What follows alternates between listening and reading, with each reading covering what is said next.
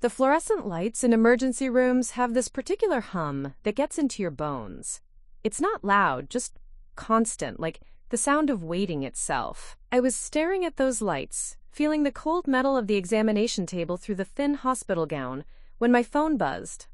One message.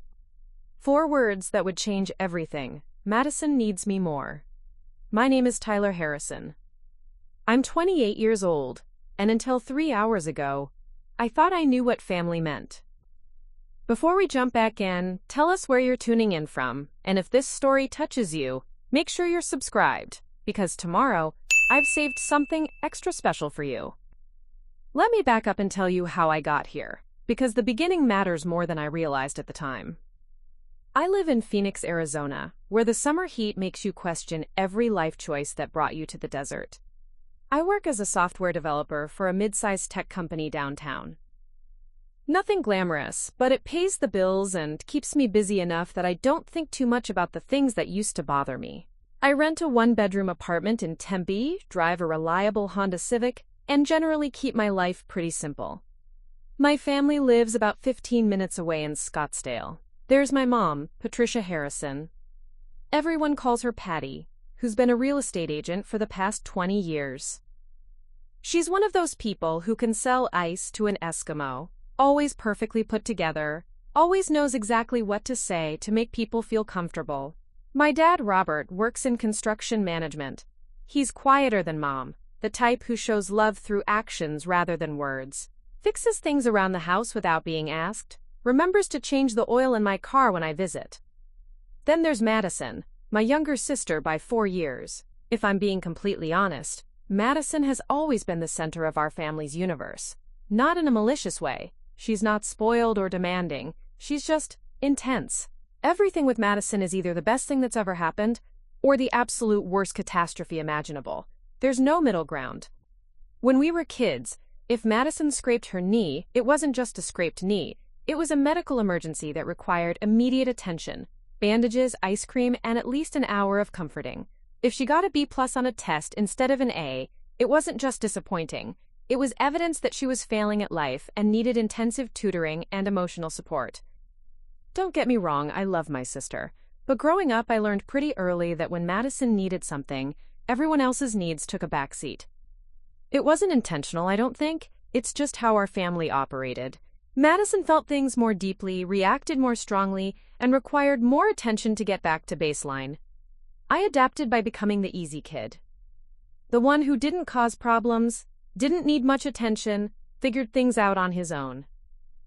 When Madison was having a meltdown about something, I'd retreat to my room and work on homework or read or play video games. When family dinners turned into therapy sessions about Madison's latest crisis, I'd eat quietly and listen. When vacation plans got changed because Madison decided she absolutely couldn't handle the original destination, I'd shrug and say it was fine. And it was fine, mostly. That's just how our family worked. I understood my role, and I played it well. This pattern followed us into adulthood. Madison went to Arizona State University, but dropped out after 2 years because the pressure was too overwhelming. She moved back home and started working part-time jobs. A coffee shop, then a boutique, then a yoga studio. But nothing ever stuck for more than a few months. There was always some drama with coworkers or customers or management that made the situation toxic and unbearable. Meanwhile, I graduated with my computer science degree, got my job, moved into my apartment, and generally flew under the radar. Family dinners became weekly check-ins where Mom would update me on Madison's latest situation, while Dad nodded along supportively.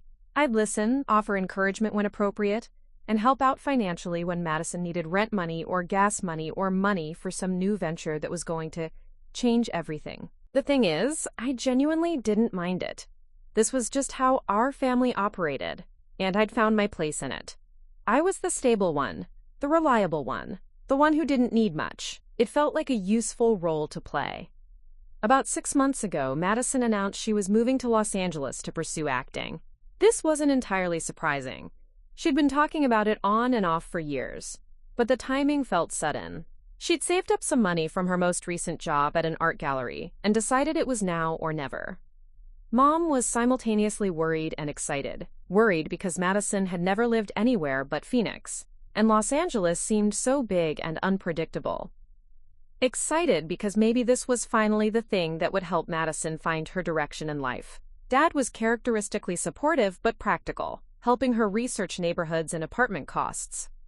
I helped her load up her car when she left. Madison was vibrating with nervous energy, talking nonstop about headshots and acting classes and all the opportunities waiting for her.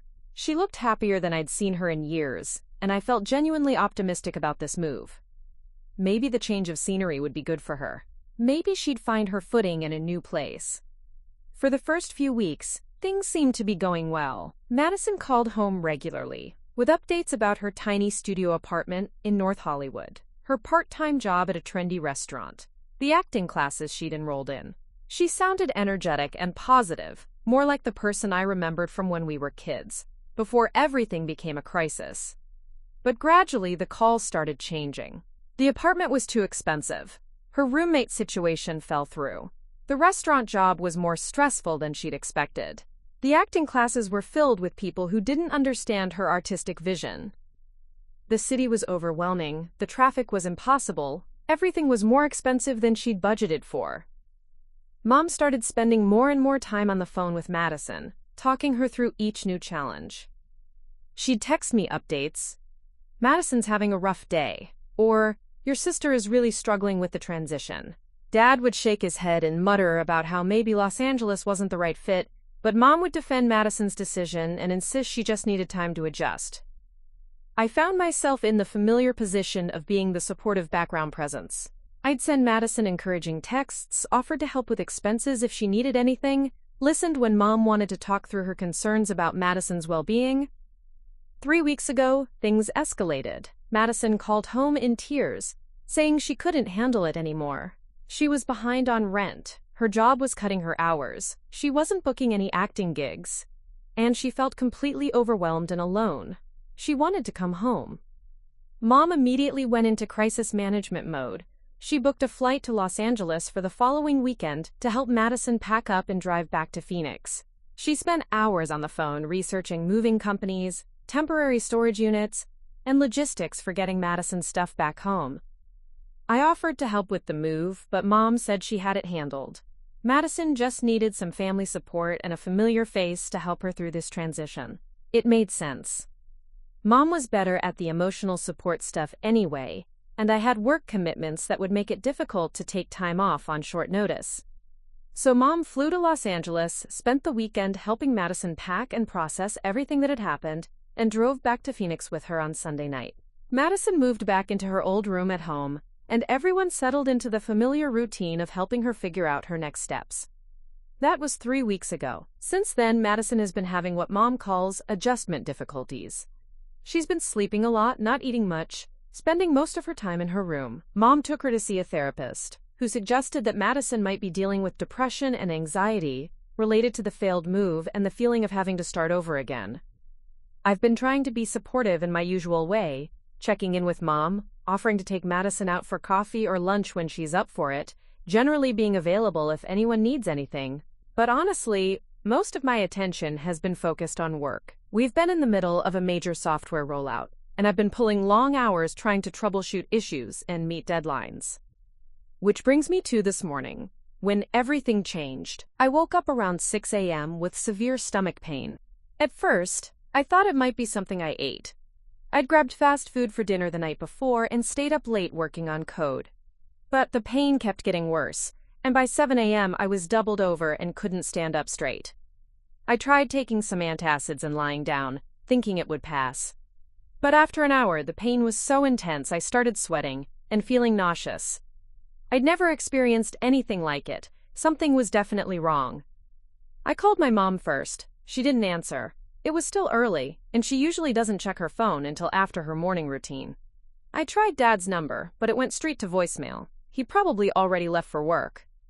The pain was getting worse, radiating up into my chest and down into my back. I knew I needed to get to a hospital, but I could barely walk to my car, let alone drive safely. I called an Uber and somehow managed to get dressed and make it downstairs to wait for the ride. The driver took one look at me and asked if I needed to go to the emergency room. I nodded, and he drove faster than was probably legal, glancing at me in the rearview mirror with genuine concern. At the hospital, everything happened quickly. Triage, registration, blood work, IV fluids. The nurse said they suspected appendicitis based on my symptoms and wanted to run some tests to confirm. They gave me pain medication that helped a little, but I still felt awful, weak, nauseous, and scared. That's when I called my mom again. This time, she answered on the second ring. Preparing and narrating this story took us a lot of time, so if you are enjoying it, subscribe to our channel. It means a lot to us. Now back to the story. Tyler, honey, what's wrong? It's so early. Mom's voice had that groggy quality that meant I had woken her up. I could hear Dad in the background asking who was calling. Mom, I'm at Phoenix General Hospital. I think something's really wrong with me. The words came out shaky, weaker than I wanted them to sound. The pain medication was helping, but talking still felt like an effort. What? Hospital? What happened? Suddenly she was wide awake, and I could hear movement, probably her sitting up in bed, reaching for her glasses. I woke up with really bad stomach pain. It kept getting worse, and now they think it might be appendicitis. They're running tests, but Mom, it really hurts and I'm scared. I hadn't planned to say that last part. I'm not usually the type to admit when I'm scared. But lying on that hospital bed, surrounded by beeping machines and the smell of disinfectant, with a needle in my arm and doctors using words like emergency surgery, I felt more vulnerable than I had since I was a kid. Oh my God, Tyler. Okay, I'm getting dressed right now. Dad and I will be there in 20 minutes. Which hospital? Phoenix General on Thomas Road? Yeah, that's the one. I'm in the emergency department, they said. We're leaving right now, sweetheart. Everything's gonna be okay. I could hear her moving around, probably grabbing clothes, keys, telling Dad what was happening. For the first time since I'd woken up in pain, I felt a little bit of relief. My parents were coming. They'd help me figure this out, advocate for me with the doctors, be there while I went through whatever was about to happen. This was what family was for, right? When something really serious happened, everyone dropped everything and came together. I closed my eyes and tried to focus on breathing slowly. The pain was still there, but it felt more manageable knowing I wouldn't be dealing with this alone. A nurse came by to check my vitals and asked if I needed anything. I told her my parents were on their way, and she smiled and said that was good. It always helped to have family support during medical emergencies. 25 minutes passed, then 30. I kept looking at the clock on the wall, watching the second hand make its slow circles. Maybe they hit traffic. Maybe they had trouble finding parking. Maybe they stopped to grab coffee or had to let the dog out. There were lots of reasonable explanations for why they might be running a few minutes late. At the 40-minute mark, my phone rang. Mom's number. Hi, Mom, are you guys in the parking lot? I can ask the nurse to... Tyler, honey, I'm so sorry. We're not going to be able to make it right now.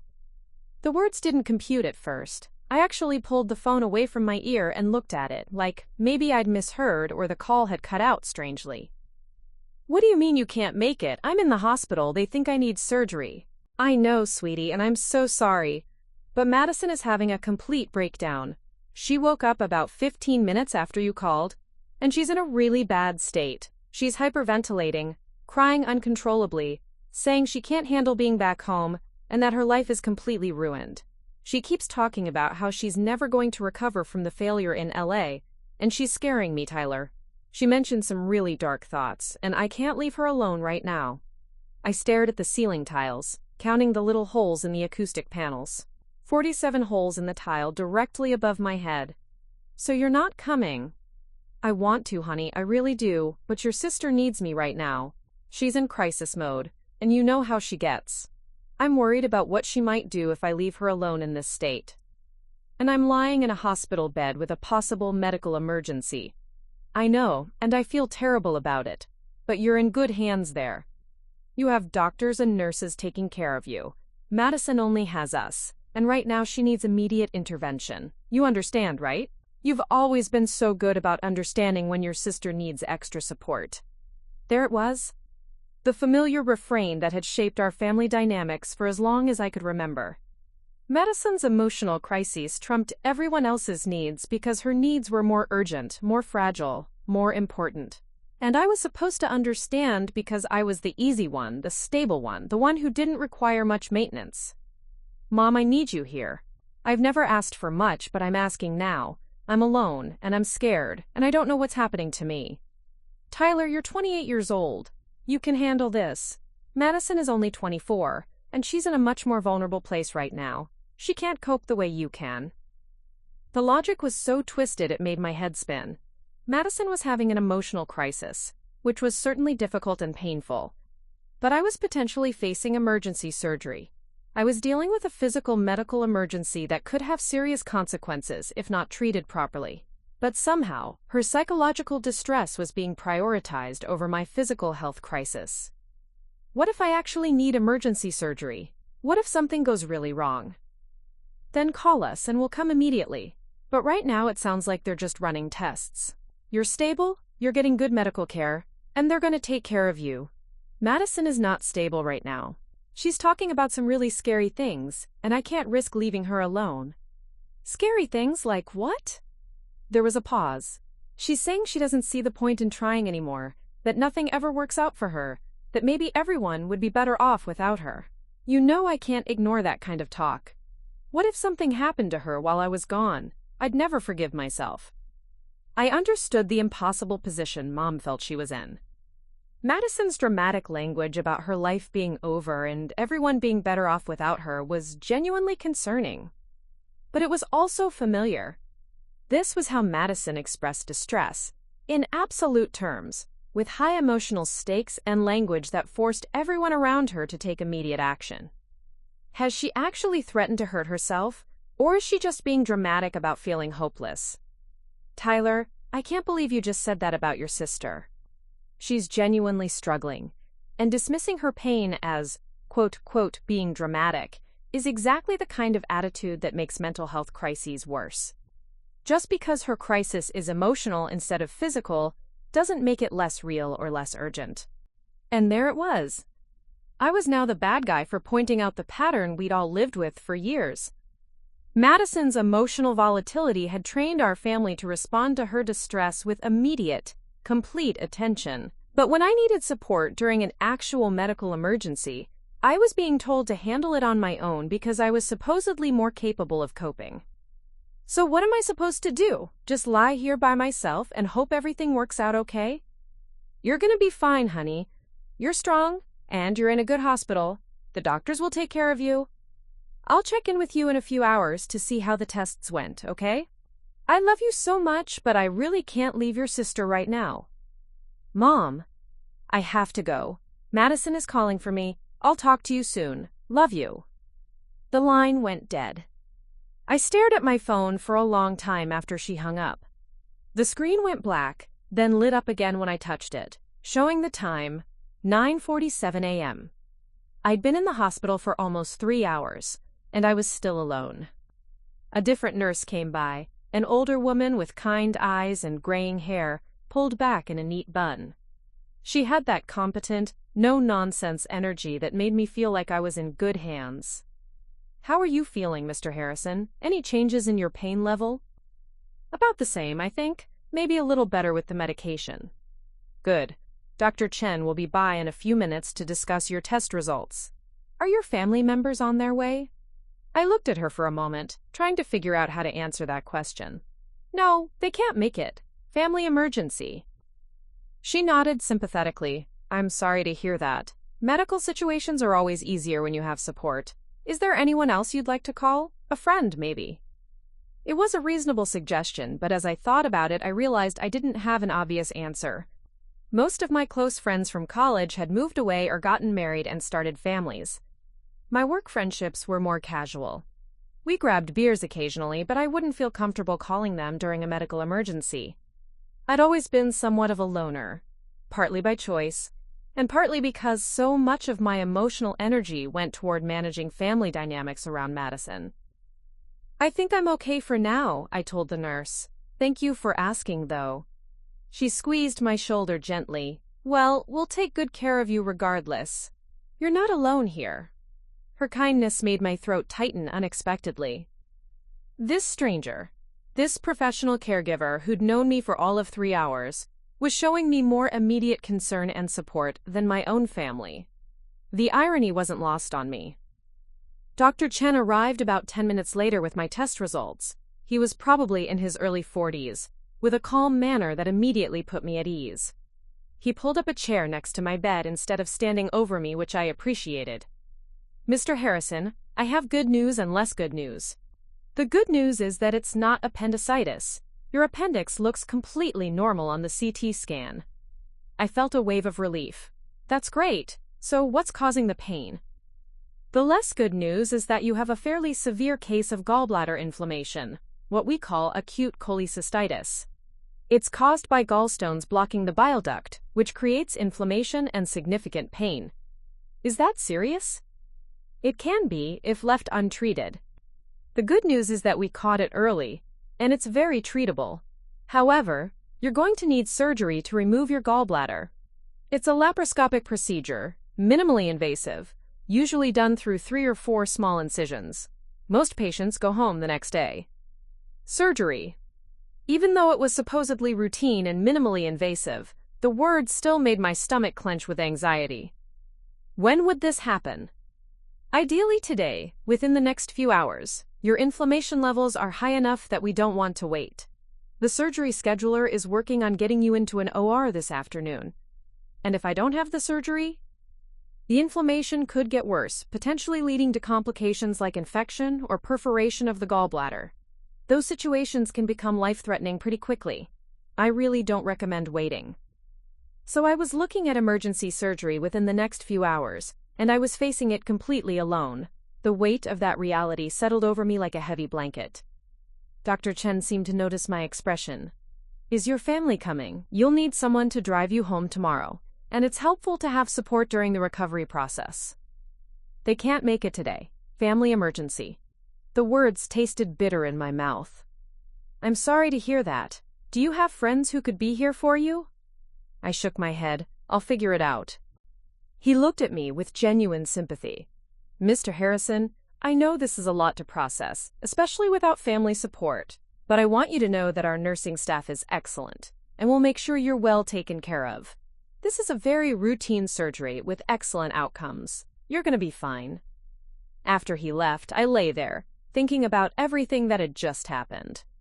In the span of one phone call, I'd learned that my family's crisis response system didn't include me. When Madison had an emotional emergency, everyone dropped everything. When I had a medical emergency requiring surgery, I was expected to handle it alone because I was supposedly more resilient. For the first time in my adult life, I started to question whether my role as the easy kid was really as noble and selfless as I'd always thought. Maybe I hadn't been accommodating and understanding. Maybe I'd been enabling a family dynamic that treated my needs as less important than everyone else's. The nursing staff began prepping me for surgery, and I signed consent forms and answered medical history questions. Through it all, I kept checking my phone, hoping for a text or call from my parents asking how I was doing. Nothing came.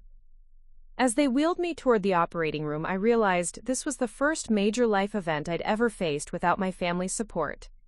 And despite everything, I was still hoping they'd surprise me and show up. They didn't. The last thing I remember before going under anesthesia was the anesthesiologist, a woman with a soothing voice, telling me to count backward from 10. I made it to 7 before everything went black. I woke up in the recovery room about 3 hours later, groggy and disoriented. My throat was dry from the breathing tube, and there was a dull ache across my abdomen where the incisions had been made. But the sharp, stabbing pain that had brought me to the hospital was completely gone. A recovery nurse named Janet was checking my vitals when I opened my eyes fully. She had short silver hair and the kind of warm smile that probably comforted hundreds of patients every week. "There you are," she said gently. "How are you feeling, Tyler? Any nausea?" "Thirsty," I managed to croak out, "and tired, but the pain is gone." "That's exactly what we want to hear. The surgery went perfectly. Dr. Chen removed your gallbladder laparoscopically, no complications at all. You should be feeling much better in a few days." She gave me ice chips to suck on and adjusted my pillow. "Your phone has been buzzing quite a bit. Would you like me to bring it over?" My heart jumped a little. Maybe my parents had been calling to check on me. Maybe Madison's crisis had resolved and they were on their way to the hospital. Maybe they'd been worried sick and trying to reach me during the surgery. Janet handed me my phone, and I saw 7 missed calls and 12 text messages. For a moment, I felt that familiar warmth of being cared for, of having people who were thinking about me during a scary time. Then I looked at the caller ID and message previews. 5 of the missed calls were from work. My project manager, Derek, had apparently been trying to reach me about some critical bug in the software rollout. 2 calls were from my coworker, James, probably also work-related. None from my parents. The text messages were a mix of work stuff, urgent requests for code fixes and clarification on technical specifications, and 1 message from my landlord asking about renewing my lease. Nothing from my family. I stared at the phone screen until it went dark, then set it aside without responding to anything. The disappointment hit me harder than the physical pain from the surgery. I'd been unconscious for 3 hours, undergoing a medical procedure, and not one member of my family had thought to check on me. Janet must have noticed my expression change. "Everything okay? Not the news you were hoping for?" "Just work stuff," I said, not wanting to explain the complicated family dynamics to this kind stranger. Nothing urgent. But she had that intuitive way that good nurses develop after years of caring for people in vulnerable moments. She pulled up a chair next to my bed, even though I'm sure she had other patients to check on. "You know, in 23 years of recovery room nursing, I've learned that the worst part of medical procedures is often not the physical pain. It's feeling like you're going through it alone." I looked at her, surprised by her directness. "I don't know your situation," she continued, "but I saw how you reacted when I mentioned your phone buzzing. You got hopeful, then disappointed. That tells me you were expecting to hear from people who haven't called." It was such a simple observation, but it cut right to the heart of what I was feeling. My family is dealing with a crisis with my sister. They couldn't make it today. Must be quite a crisis to keep them away when their son is having surgery. The way she said it wasn't judgmental, just matter of fact. But it highlighted how abnormal the situation really was. What kind of crisis would prevent parents from being with their child during a medical emergency? "My sister has some mental health challenges," I found myself explaining. "She's been going through a really rough time lately, and today she was having what my mom called a breakdown. She was worried about leaving her alone." Janet nodded thoughtfully. "Mental health crises are serious, absolutely, but so are medical emergencies. It sounds like your family had to make a really difficult choice."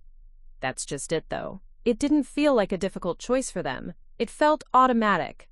Like of course they would stay with Madison, and of course I would understand and handle this on my own." "And how does that feel?" It was such a simple question, but no one had ever asked me that before. How did it feel to always be the one who was expected to understand, to be flexible, to handle things independently? "It feels like I don't matter as much," I said quietly, "like my needs are always secondary to everyone else's." Janet was quiet for a moment, then said, "You know what I've noticed in all my years doing this job? The patients who recover best are the ones who have people in their corner, people who show up, who advocate for them, who make them feel valued. But some of the strongest people I've met are the ones who had to learn to be their own advocate, because no one else would do it for them. I don't feel very strong right now. You went through surgery alone, you're processing some difficult realizations about your family dynamics. You're dealing with physical recovery while also managing work responsibilities that apparently can't wait even one day. That takes strength, even if it doesn't feel like it." A different nurse came over to let Janet know she was needed elsewhere, but before she left, she squeezed my hand. "You're gonna be okay, Tyler. And not just physically. Sometimes difficult experiences teach us important things about what we deserve from the people in our lives." After she left, I was moved to a regular hospital room where I'd spend the night. It was a semi-private room, but the other bed was empty, so I had the space to myself. The afternoon sun was streaming through the window, and I could see the parking lot below where families were coming and going, visiting their loved ones. I spent the next few hours in a strange state of limbo. The surgery had been successful, and I was physically feeling much better, but emotionally I felt like I was processing years of family dynamics that I'd never really examined before. My phone kept buzzing with work messages. Apparently, the software rollout was having some serious issues, and my colleagues needed my help troubleshooting problems. Under normal circumstances, I would have felt terrible about being unavailable during a critical work situation. But lying in that hospital bed, I found myself feeling oddly detached from the urgency of their requests. I was recovering from surgery. I was processing the realization that my family had essentially abandoned me during a medical emergency. But my coworkers expected me to be available to solve their technical problems as if nothing had happened. Around 5 p.m., I finally responded to Derek's messages. Had emergency surgery today, recovering in hospital, will be back to work in a few days. I turned off my phone after that. If there was a true emergency at work, they'd figure it out without me. For once in my life, I was going to prioritize my own recovery over everyone else's needs. Dinner arrived around 6 p.m., bland hospital food that I picked at without much appetite. The nurse on the evening shift, a young guy named Marcus, checked on me regularly and made sure I was managing my pain well. The medical staff was professional and caring, but it didn't fill the emotional void of having no family support. Around 7 p.m., my phone finally rang with a call from home, Mom's number. I let it ring 3 times before answering. Tyler? Hi, honey. I'm so sorry I haven't called earlier. How did everything go today? Her voice sounded tired but normal, like she was calling to check on a routine dental appointment rather than emergency surgery. I had my gallbladder removed. The surgery went fine. I'm staying overnight and should be able to go home tomorrow. Oh, thank goodness. I was so worried about you, but I just couldn't get away from Madison. She's been in such a fragile state all day. We actually had to take her to see her therapist for an emergency session this afternoon, while I was having surgery. Yes, it was terrible timing. Dr. Rodriguez was able to fit Madison in, and it really helped. She's sleeping now, finally, the first peaceful sleep she's had in days. I waited for her to ask about the details of my surgery, about how I was feeling, about whether I needed anything. Instead, she continued talking about Madison's therapy session and how relieved she was that Madison was finally getting some rest. Mom, I interrupted. I went through surgery completely alone today. I didn't have anyone there with me. Oh, sweetheart, I know, and I feel just awful about it. But you're so strong and capable, I knew you could handle it. Madison, on the other hand, she just falls apart when she doesn't have support. She needs people to be there for her in ways that you don't. There it was again. The fundamental assumption that shaped our family. Madison's needs were more pressing because she was less capable of coping independently, and my needs were less important because I was supposedly more resilient. What if something had gone wrong during the surgery? What if there had been complications? But there weren't, right? Everything went fine, just like I knew it would. You're tough, Tyler. You always have been. The circular logic was maddening. Everything went fine, therefore it was okay that they weren't there. But what if everything hadn't gone fine? What if I had needed someone to make medical decisions for me, or provide emotional support during a frightening experience, or simply hold my hand while I was scared? I needed you there, Mom. I know I don't usually ask for much, but today I really needed my family. And we wanted to be there, honey, we really did. But sometimes life puts us in impossible situations where we have to make difficult choices. Madison was in crisis, and we couldn't leave her alone. You understand that, right? What I understand is that Madison's emotional crisis was considered more important than my medical emergency. There was a pause. Tyler, that's not fair. We weren't choosing between you and Madison. We were trying to handle 2 difficult situations at the same time. Except you were only physically present for one of those situations. Madison needed immediate intervention. You were in good hands at the hospital with professional medical care. It's not the same thing. And there it was, the crux of our family dynamic. Madison's needs required personal, immediate family attention. My needs could be outsourced to professionals because I was supposedly more independent. I have to go, Mom. I'm tired. Of course, sweetheart, get some rest. We'll talk tomorrow when you're feeling better. I love you so much. I love you too. After I hung up, I lay in the dark hospital room thinking about that conversation. Mom genuinely believed she had made the right choice.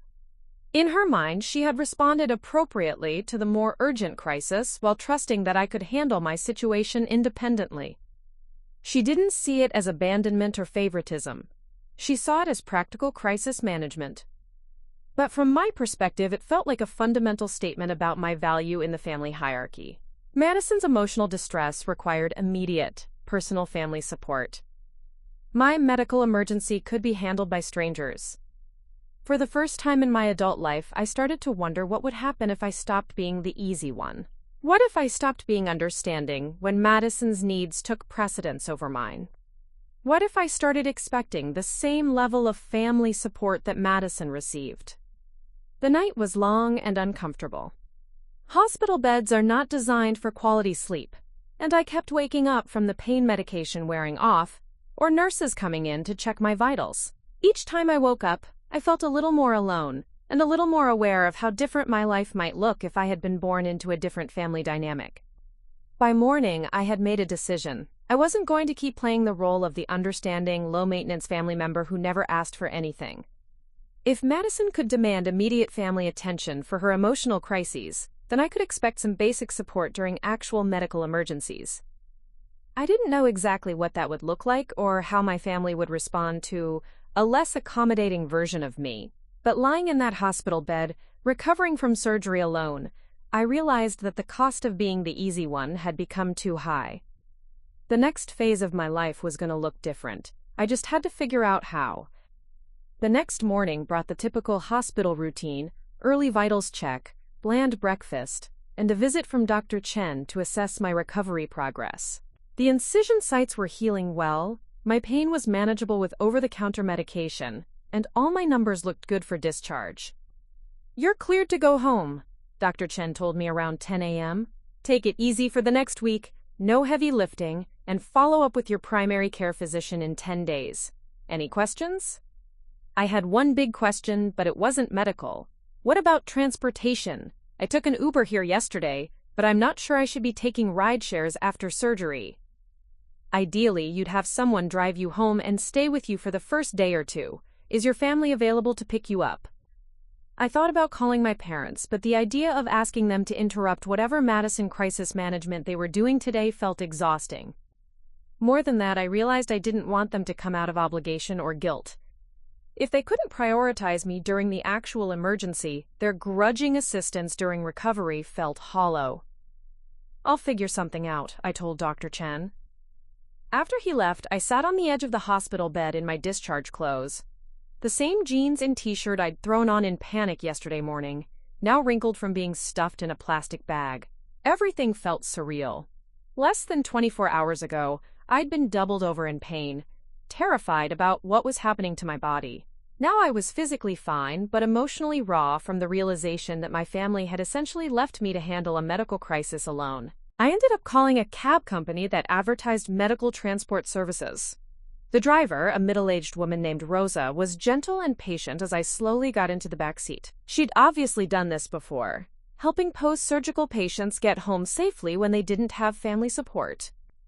"Surgery go okay?" she asked as we pulled away from the hospital. "Yeah, everything went well, just tired." "That's good. You got somebody at home to help you out for a few days?" "I'll be okay on my own."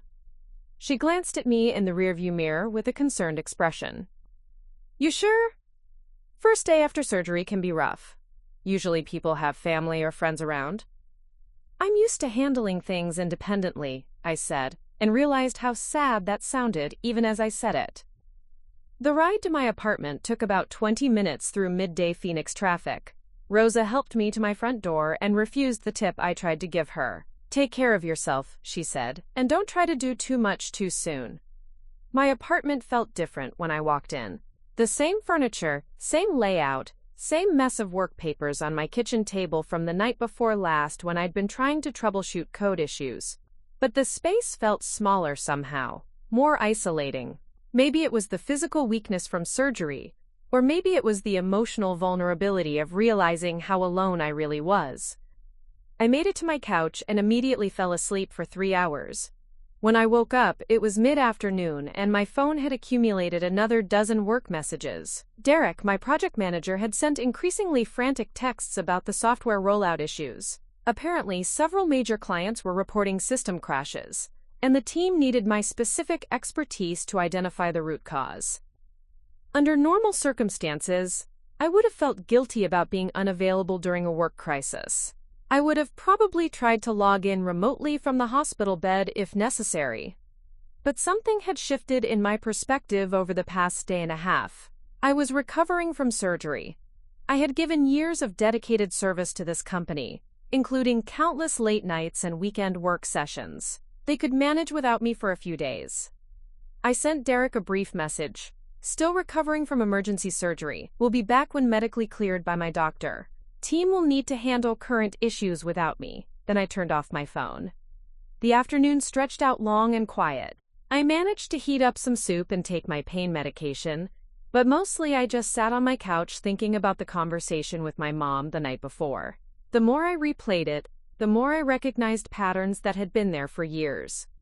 When Madison had dropped out of college, my parents had immediately jumped into support mode, helping her find a therapist, covering her living expenses, spending hours talking through her feelings about academic pressure and life direction. When I had struggled with some difficult classes during my junior year, I was told that college was supposed to be challenging and that I needed to figure out better study strategies.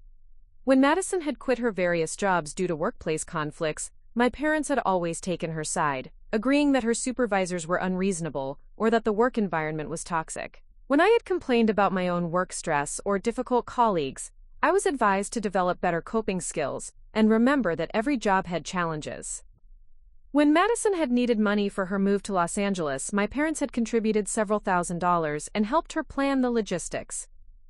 When I had needed help with the security deposit on my apartment, I was told that this was a good opportunity to build my financial independence and figure out creative solutions. The pattern was clear. Madison's struggles required immediate family intervention and support, while my struggles were opportunities for personal growth and self-reliance. Madison's needs were emergencies. Mine were learning experiences. What made it particularly insidious was that the family narrative framed this disparity as natural and appropriate. Madison needed more help because she was more sensitive, more fragile, less capable of independent problem solving. I needed less help because I was stronger, more resilient, more self-sufficient.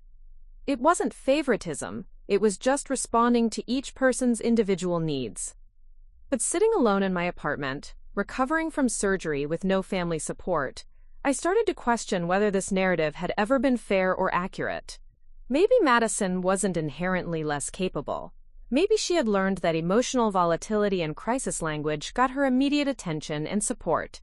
Maybe I wasn't inherently more resilient. Maybe I had learned that stoic independence was the only way to get approval in our family system.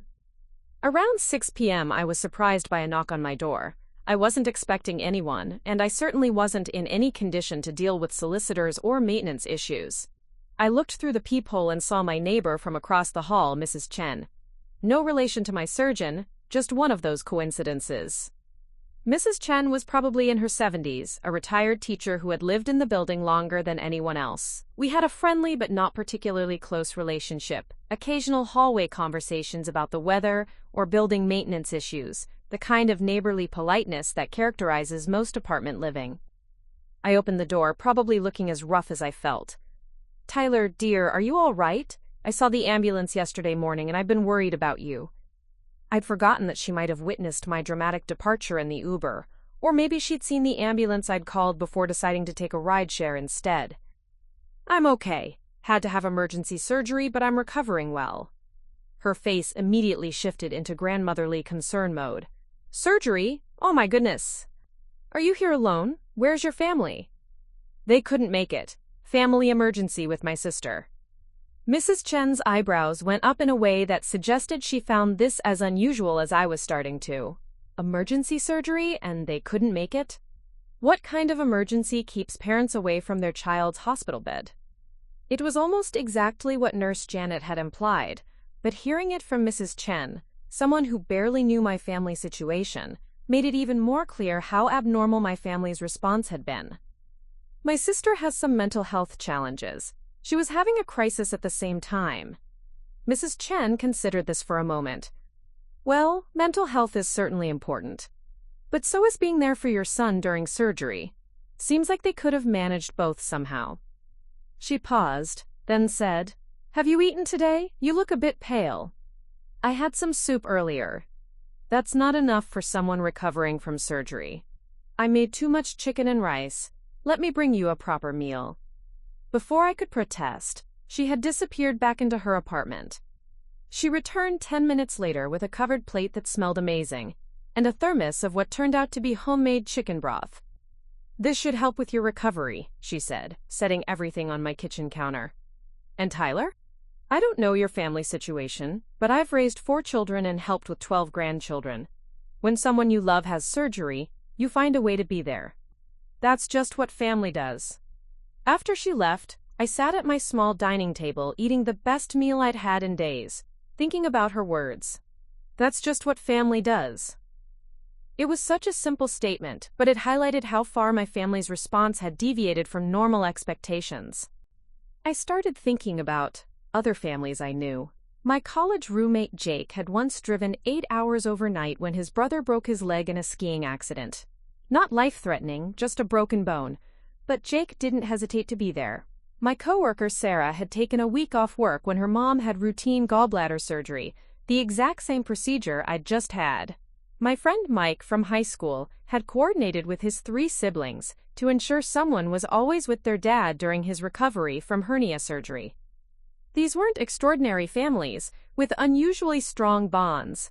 They were just normal families doing what normal families do, showing up for each other during medical emergencies. My family's response wasn't normal. It wasn't appropriate.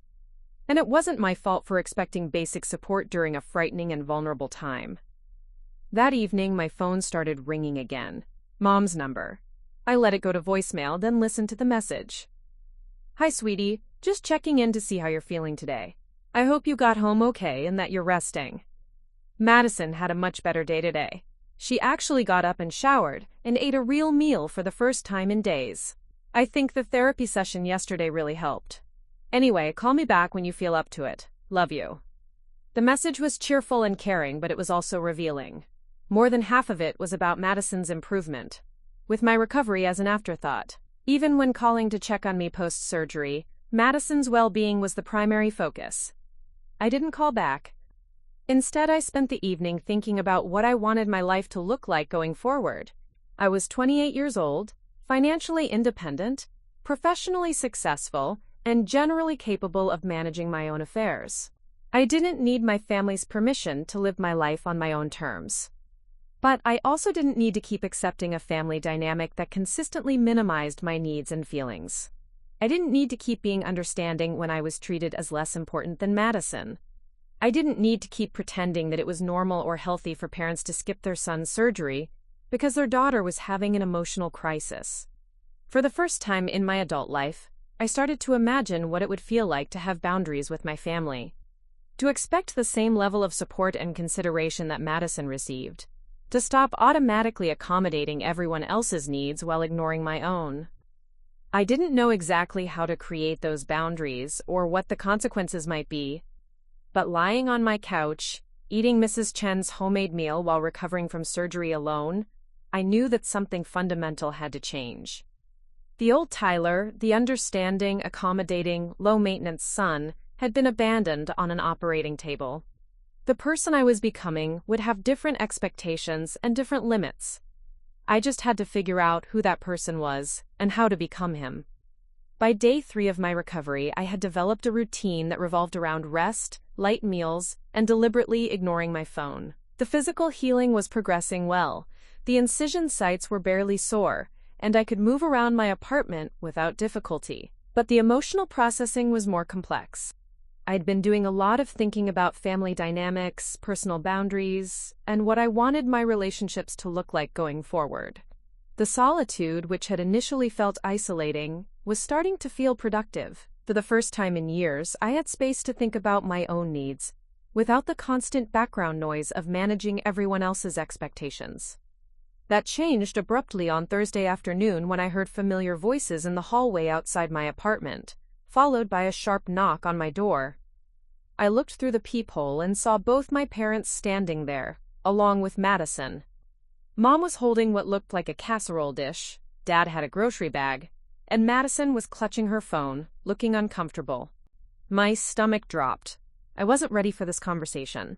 I hadn't decided exactly what I wanted to say or how I wanted to handle the confrontation that I knew was coming. But apparently, the timeline for addressing our family issues had just been accelerated. I opened the door and Mom immediately launched into what sounded like a rehearsed explanation. "Tyler, honey, we're so sorry we couldn't be there for your surgery. We've been feeling terrible about it, and we wanted to come check on you and bring you some proper food for your recovery." Dad nodded along, looking genuinely remorseful. Madison hung back, avoiding eye contact. "We brought your favorite tuna noodle casserole," Mom continued, holding up the dish like a peace offering. "And Dad picked up groceries so you don't have to worry about shopping while you're recovering." It was a nice gesture, and under normal circumstances I would have been touched by their thoughtfulness.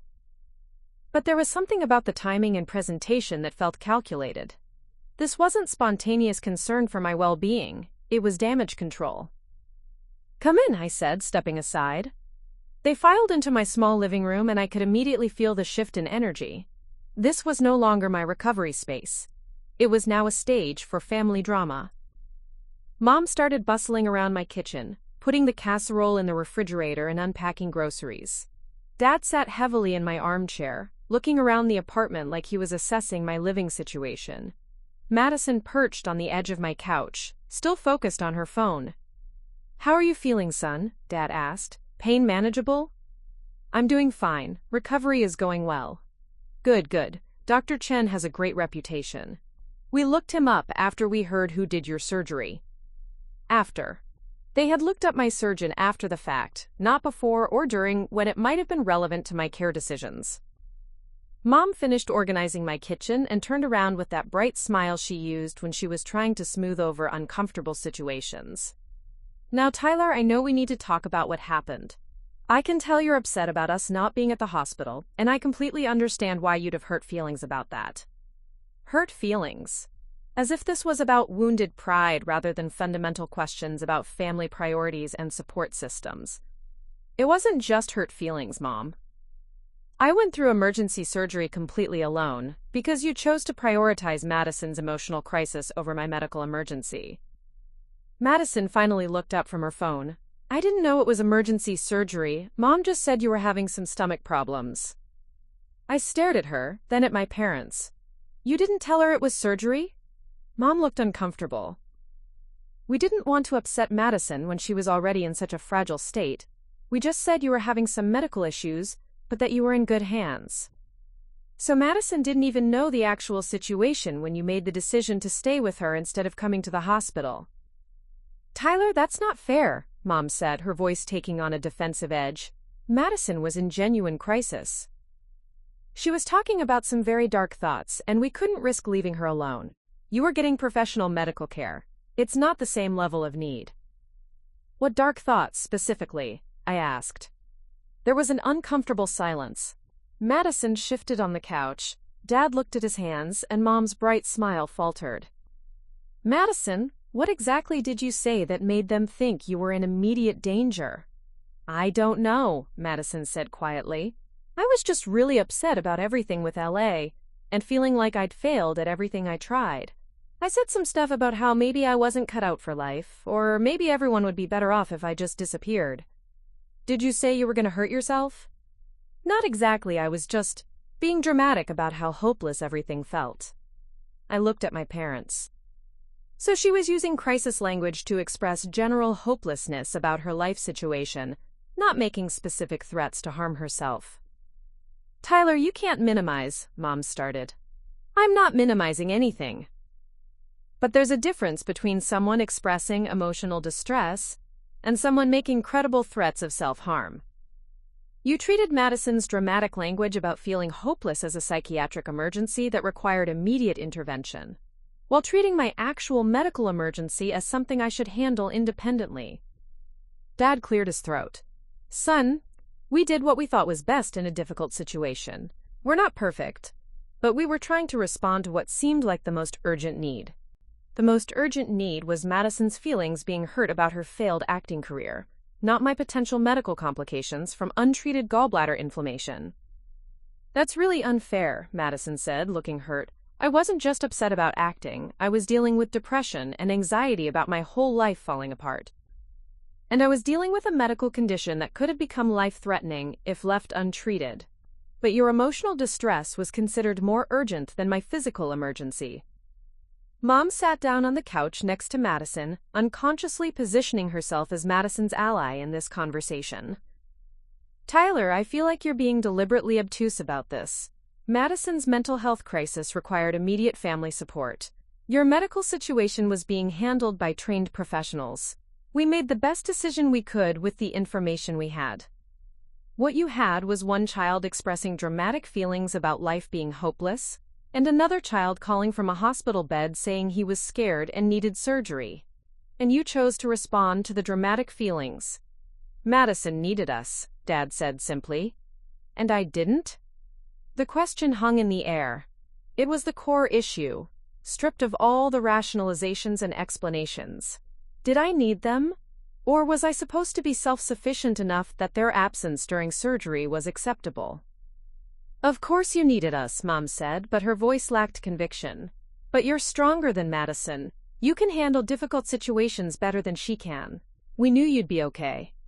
How did you know I'd be okay? What if there had been surgical complications? What if I'd had a bad reaction to anesthesia? What if I'd needed someone to make medical decisions for me? But none of that happened, Mom said. Everything went fine, just like we knew it would. You couldn't have known that. Surgery always carries risks. You chose to gamble with my safety because you assumed I didn't need support the way Madison does. Madison was starting to look genuinely upset, which I could see was triggering Mom's protective instincts. Tyler, you're getting worked up, and I don't think this conversation is productive for anyone, Mom said. We came here to check on you and help with your recovery, not to have a big confrontation about decisions we can't change. I'm not worked up. I'm finally talking about family patterns that have been going on for years. What patterns? Dad asked, looking genuinely confused. I took a deep breath. This was the moment I'd been unconsciously preparing for since lying in that hospital bed. Madison's needs always take priority over mine. When she has a crisis, everyone drops everything to help her. When I have a crisis, I'm expected to handle it independently because I'm supposedly more capable. Madison gets financial support, emotional support, and immediate family intervention whenever she's struggling. I get advice about developing better coping skills and figuring things out on my own. That's not true, Mom protested. We support you too. When? Give me one example of a time when my needs took priority over Madison's. The silence stretched out uncomfortably. I could see them thinking, trying to come up with a counterexample, but nothing was coming to mind. We treat you differently because you are different, Mom finally said. Madison needs more support because she's more sensitive, more vulnerable. You're independent and capable. We respond to each of you based on your individual needs. Or maybe Madison learned that emotional volatility gets immediate attention, and I learned that quiet competence gets ignored. Madison can't help how she responds to stress, Dad said. She's always been more emotional. And I can't help that I respond to stress by trying to handle things independently. But somehow her emotional response is treated as a valid need that requires family support, while my independent response is treated as evidence that I don't need support. Madison was crying now, which I could see was escalating Mom's distress. Tyler, look what you're doing to your sister. She's already going through a really difficult time, and now you're making her feel guilty for needing family support. And there it was, the automatic pivot back to Madison's emotional state. Even in a conversation about my needs being ignored, the focus immediately shifted back to protecting Madison from uncomfortable feelings. I'm not trying to hurt Madison, I said quietly. I'm trying to explain why it felt devastating to go through surgery alone while you stayed home to manage her emotional crisis. We didn't abandon you, Mom said firmly. We made a difficult choice between two people we love who both needed us at the same time. Except you weren't actually needed by both of us at the same time. I needed you at specific times during surgery, in recovery, when I was scared and alone. Madison needed you to manage her ongoing emotional state about her life situation. Those aren't equivalent needs. Dad stood up, looking tired. Tyler, we're sorry you felt abandoned. That wasn't our intention. But we can't change what happened, and rehashing it isn't helping anyone. I'm not rehashing it. I'm trying to establish some boundaries about how I expect to be treated going forward. What kind of boundaries? Mom asked suspiciously. The kind where my medical emergencies get the same priority as Madison's emotional crises. The kind where I don't have to be understanding and accommodating when I'm the one who needs support. Madison looked up through her tears. So you want me to stop getting help when I'm struggling just so things are more equal? I want the family to recognize that I have needs too, and that those needs don't disappear just because I usually handle them independently. Mom and Dad exchanged a look that I recognized, the look that meant they thought I was being unreasonable and needed to be managed. Tyler, Mom said in her most soothing voice, I think you're still processing the trauma of surgery, and maybe you're not thinking clearly about all of this. Why don't we give you some space to recover, and we can revisit this conversation when you're feeling more like yourself? The dismissiveness was breathtaking. My concerns about years of family dynamics were being attributed to post-surgical confusion. I was apparently not thinking clearly about my own experiences and feelings. I'm thinking very clearly, I said. And what I'm thinking is that this family has a problem with how it prioritizes and responds to different people's needs. Tyler, Dad started. I'm done with this conversation, I said, standing up. Thank you for the food and groceries. I appreciate the gesture. But I need some time to think about what kind of relationship I want with this family going forward. Mom looked stricken. Tyler, honey, you don't mean that. We're your family. We love you. I love you too. But love isn't enough if it doesn't translate into being there when someone actually needs you. They gathered their things and headed toward the door, the atmosphere heavy with unfinished conflict. At the threshold, Mom turned back. Tyler, please don't make any big decisions while you're still recovering. Family is the most important thing, and we can work through this. After they left, I sat in my quiet apartment, feeling emotionally drained but oddly relieved. I had finally said the things I'd been thinking for years. I had named the patterns that had shaped our family dynamics. I had stopped pretending that everything was fine. I didn't know what would happen next, but for the first time in my adult life, I felt like I was standing up for myself, instead of just accommodating everyone else's needs. It was terrifying and liberating at the same time. The aftermath of confronting my family was unlike anything I'd experienced before. In the past, when there had been family tensions or disagreements, someone, usually me, would smooth things over within a day or two.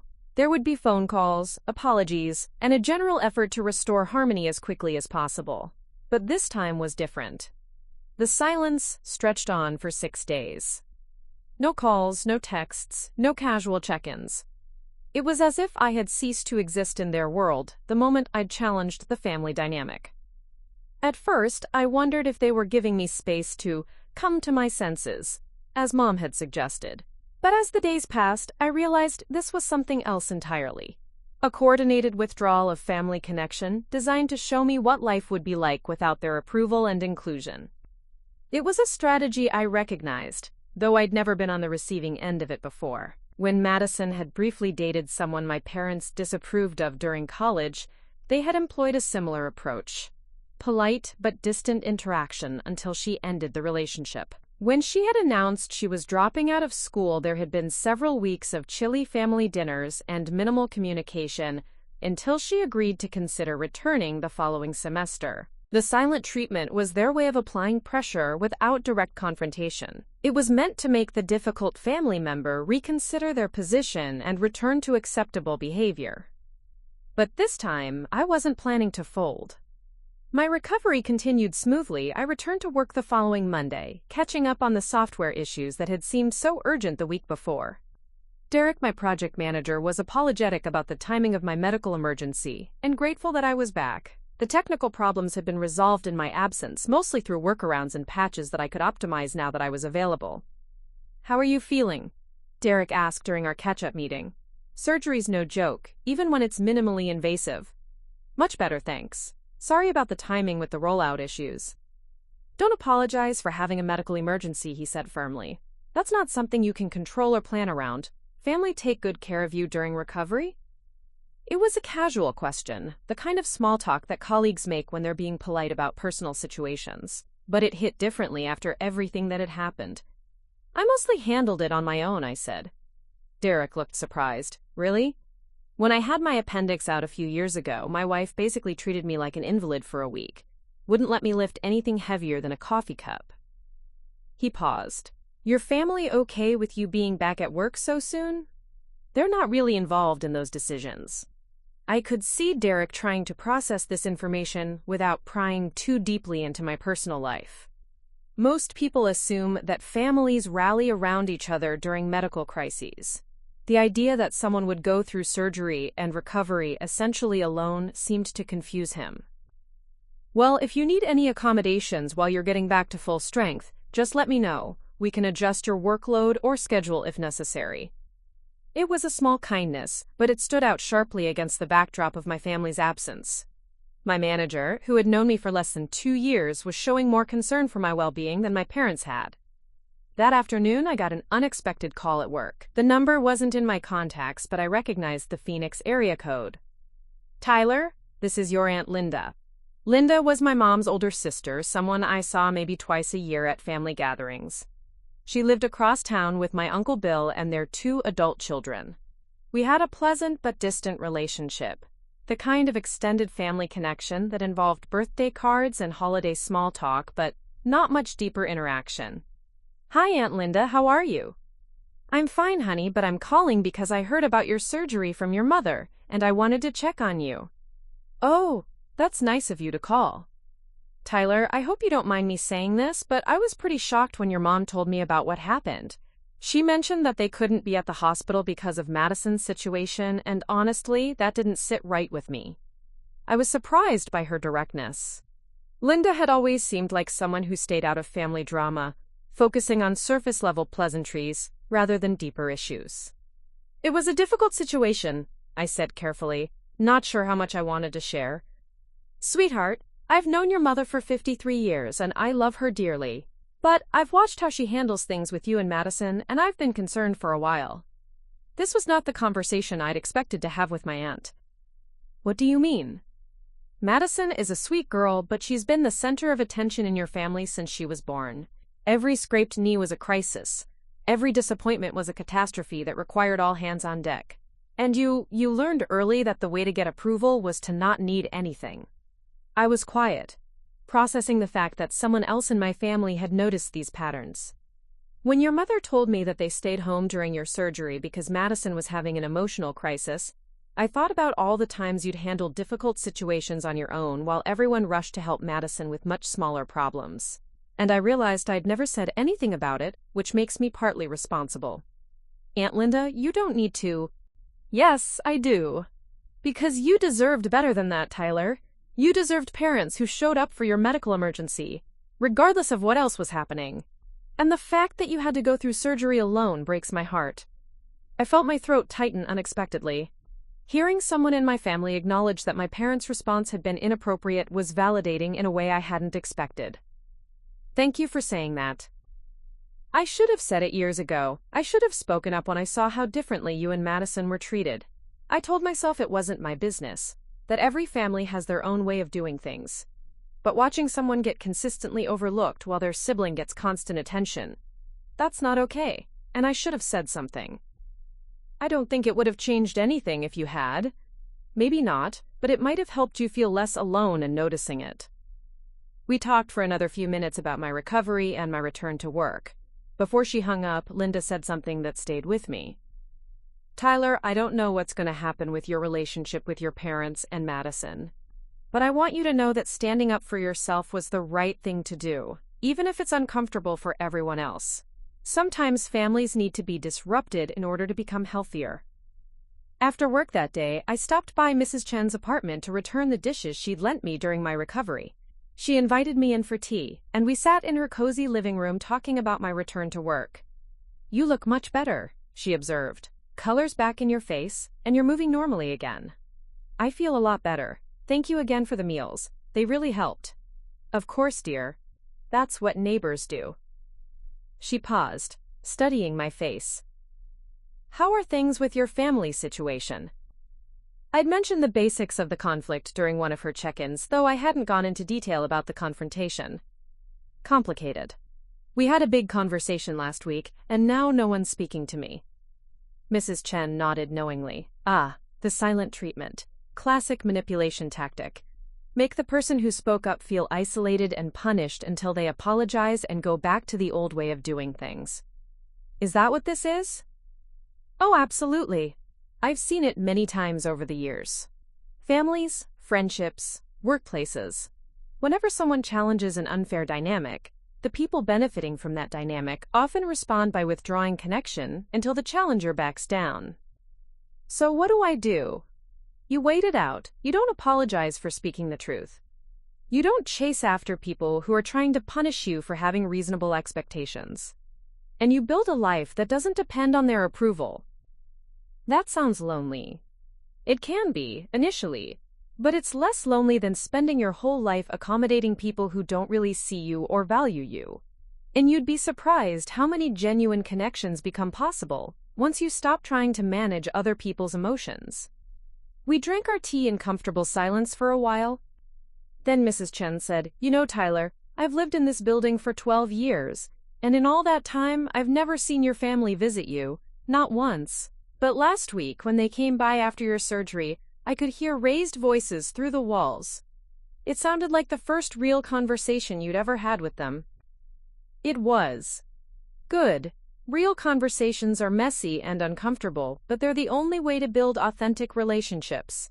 If your family can't handle you being honest about your needs and feelings, then they weren't really seeing you anyway. That evening, I made a decision that felt both small and significant. Instead of spending the night wondering when my family would contact me or rehearsing what I might say if they did, I called my college friend Jake to catch up. We'd kept in touch sporadically over the years, but I'd never made much effort to maintain the friendship because I was always managing family obligations and expectations. Jake was excited to hear from me, and we ended up talking for over an hour about work, relationships, and life changes. When I mentioned that I'd had surgery recently, he was immediately concerned. "Dude, why didn't you call me?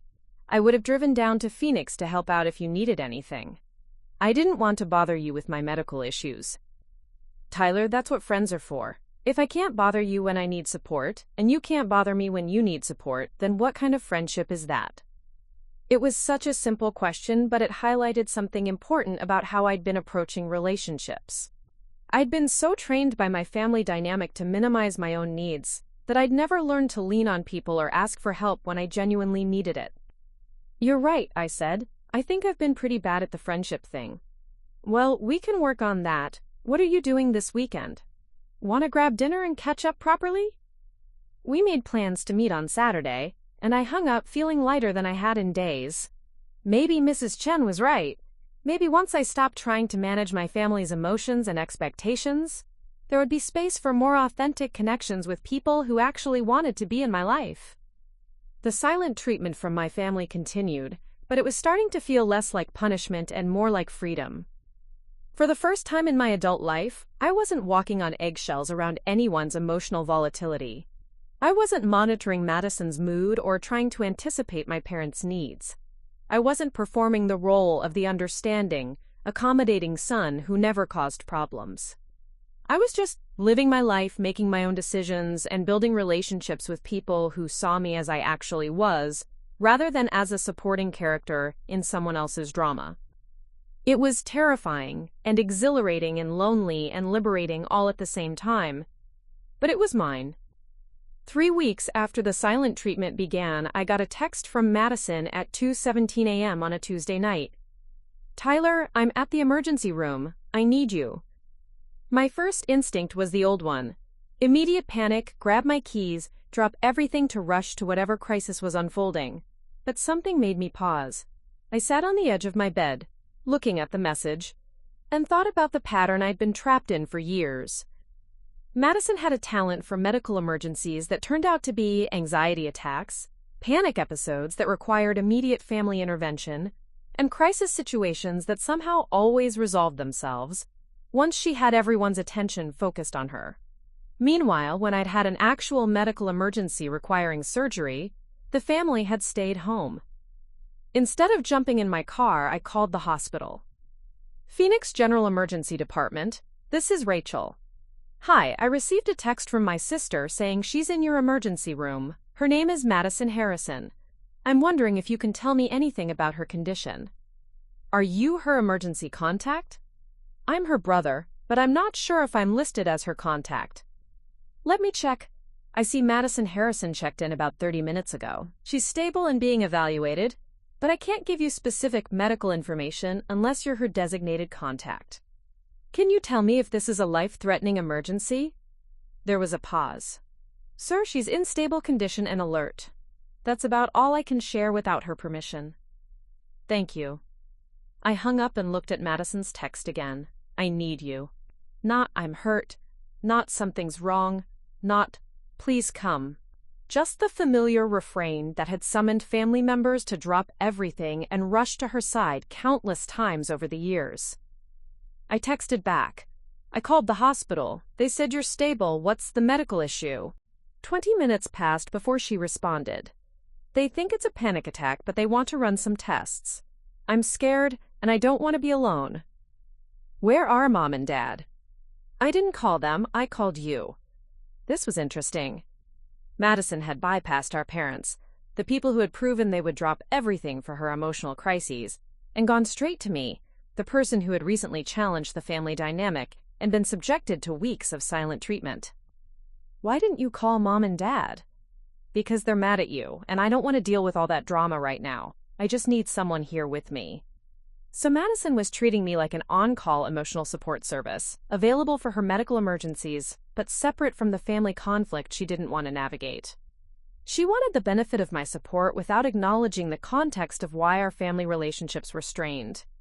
The old Tyler would have gone immediately.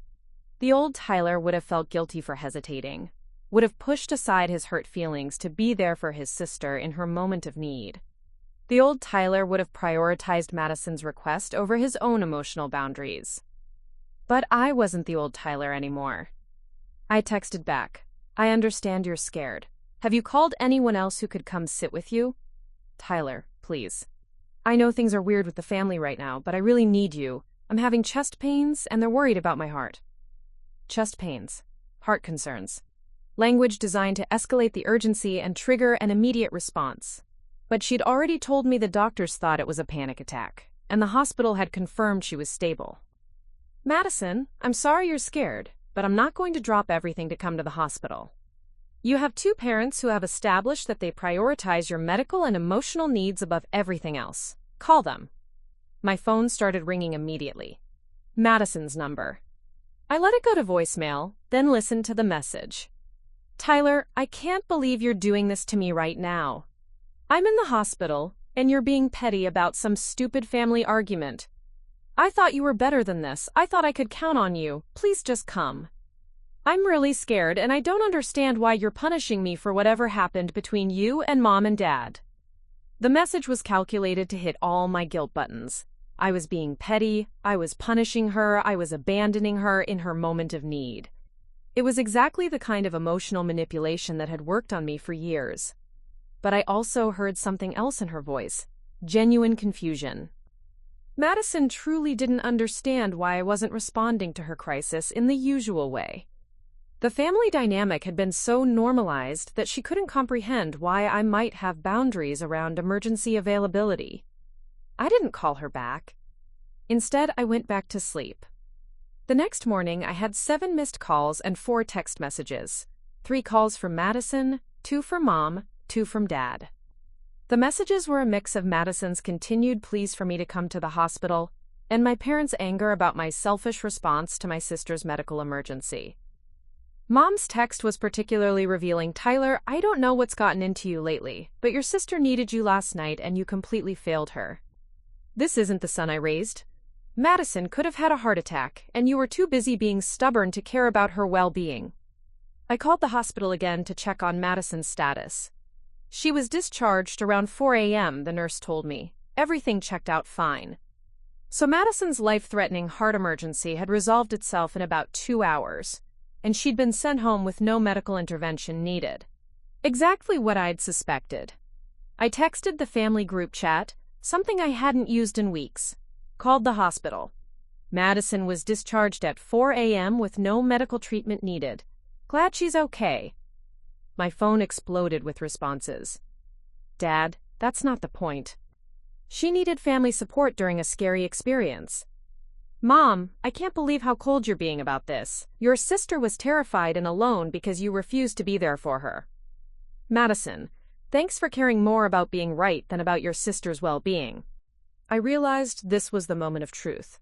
I could apologize, explain that I'd been hurt and reacting badly, and slip back into the old family dynamic.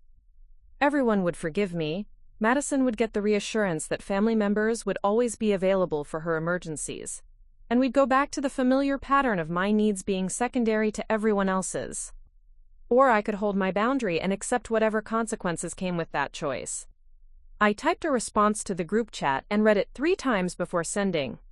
I'm glad Madison is okay, but I'm not going to be available for middle-of-the-night medical emergencies that turn out to be panic attacks. Especially when the same family that expects me to drop everything for Madison's emotional crises couldn't be bothered to show up for my actual surgery. If there's a genuine medical emergency in the future, call 911 first and family second. I'm not an on-call emotional support service. The response was swift and brutal. Mom, Tyler James Harrison, I am ashamed of the person you've become. Your sister could have died, and you're more concerned with keeping score than with family loyalty. Dad, this isn't the family we raised you in. I don't know where this selfishness is coming from. Madison, I can't believe you're my brother. I never want to speak to you again. And then, silence. The group chat went quiet, and my phone stopped buzzing with individual messages. I sat in my kitchen, drinking coffee and reading their responses, waiting to feel guilt or regret or the familiar urge to apologize and make things right. But instead, I felt something I hadn't expected: relief. I was done. Done pretending that Madison's panic attacks were equivalent to my surgical emergencies. Done being the family member who was expected to be endlessly understanding and available while receiving no reciprocal support. Done walking on eggshells around everyone else's emotions while my own feelings were dismissed or ignored. Later that morning, Aunt Linda called. Tyler, your mother called me about what happened last night with Madison. I wanted to hear your side of the story. I explained the situation, the 2 a.m. text, the hospital's confirmation that Madison was stable, my decision not to rush over for what turned out to be a panic attack, and the family's reaction to my boundary. Linda was quiet for a moment. You know, when your mother was telling me about this, she kept saying how selfish you were being and how Madison could have died, but she also mentioned that Madison was discharged a few hours later with no treatment. Those 2 things don't really add up, do they? No, they don't. Tyler, I think you did the right thing. Madison is 24 years old. She's capable of handling a hospital visit for a panic attack without requiring emergency family intervention. And the fact that she called you instead of your parents tells me she was looking for someone to manage her emotions, not someone to help with a genuine medical crisis. The family sees it differently. The family has been enabling Madison's dependence on crisis attention for years. Someone had to stop participating in that dynamic eventually. I'm proud of you for being the one to do it. Over the following weeks, the silence from my family continued, but it felt different now. It wasn't punishment. It was simply the natural consequence of refusing to play a role I'd outgrown. I wasn't being excluded. I was choosing not to participate in a system that had never really valued my well-being. I spent more time with friends like Jake, developed a better relationship with colleagues like Derek, and continued my friendship with Mrs. Chen. I joined a hiking group and started taking photography classes. I discovered what it felt like to have relationships based on mutual interest and genuine care, rather than crisis management and emotional accommodation. 6 months later, I got a wedding invitation in the mail. My cousin Sarah, Linda's daughter, was getting married in the fall. At the bottom, there was a handwritten note. Tyler, I hope you'll be there. Your family. And family shows up for the important moments. I RSVP'd yes immediately. At the wedding, I sat with Linda and Bill at a table far from my parents in Madison. During the reception, several relatives came over to talk to me, people I hadn't spoken to in months because of the family rift. Most of them had heard various versions of what happened, but they seemed genuinely interested in maintaining a relationship with me regardless of the conflict with my immediate family. My cousin David, Sarah's brother, pulled me aside during the dancing. "Tyler, I don't know all the details of what went down with your parents, but I wanted you to know that a lot of us have noticed how differently you and Madison get treated. It's been going on for years, and honestly, we're surprised it took this long for you to say something about it." "Really?" "Dude, at family gatherings, Madison gets treated like she's made of glass while you get treated like furniture. Everyone sees it, but no one wants to get involved in family drama.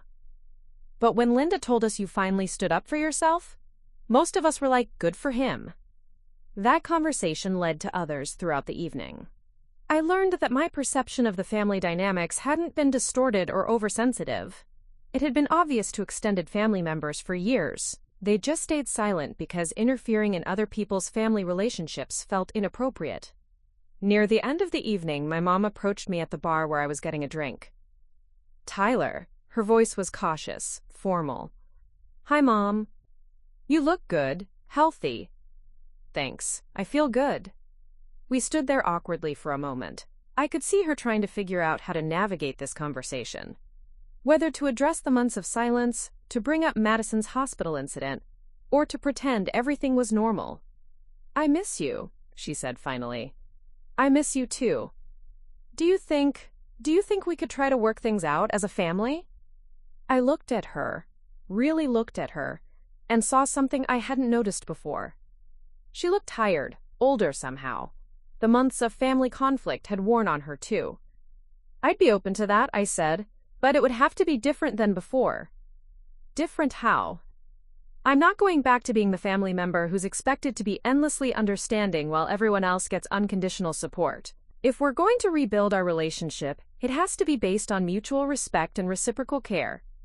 She nodded slowly. I think I'm starting to understand that we haven't been fair to you. It's going to take some time to figure out how to do this differently." "I have time," I said, "but I also have boundaries now, and I'm not negotiating those away to keep everyone else comfortable." We talked for a few more minutes, tentatively, carefully, but honestly. It wasn't a resolution, but it was a beginning. As I drove home that night, I thought about the Tyler who had lain in a hospital bed 8 months earlier, feeling abandoned and invisible. That version of me would have been amazed to know that standing up for himself would lead to this. A life where his needs mattered, where his relationships were based on genuine care rather than crisis management, where he was valued for who he was rather than how accommodating he could be. It hadn't been easy. Changing family dynamics never is. But it had been necessary. And it had been worth it. I was no longer the family member who could be counted on to drop everything for other people's emergencies while handling his own crises alone. I was no longer the son who absorbed everyone else's emotional volatility while suppressing his own needs. I was Tyler Harrison, not the easy one, not the understanding one, not the one who didn't need much. Just Tyler. And for the first time in my life, that felt like enough. Up next, you've got 2 more standout stories right on your screen. If this one hits the mark, you won't want to pass these up. Just click and check them out. And don't forget to like, subscribe, and turn on the notification bell so you don't miss any upload from us.